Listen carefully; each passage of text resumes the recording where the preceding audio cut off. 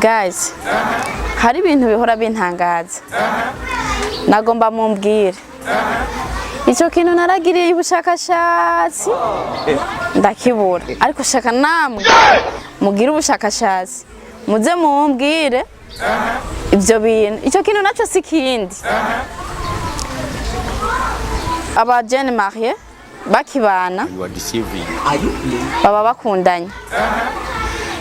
Ata ujya uwundi adahari. Ndamurindira mpakataje.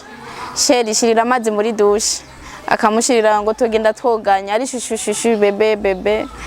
Ariko babyaranye umwana wa mbere.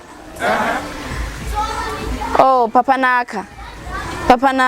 None rwarukundo ruba rwagiyeh. Ya sheri bebe hani iba yagiye. Sivyo bintu naravyiyumviriye none bica bijahe. Continue. Munyuma amakofe ngo ngwayo. Uwundi agataha bwije. Yahora 17 atashe asaba imbabazi umusheri wiwe sheri natevye na byashitse naciye ku mugenzi wawe mbabarira.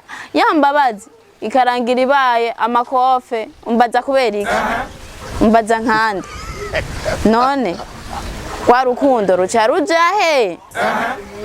Jewe ndagomba mumbwire iyo rwarukundo ruba rwagiye ruca ruja mu bana mbe rwavukiye mu bana canke rwagiyehe cyangwa byari bishobisho kwari uguhendana. No problem.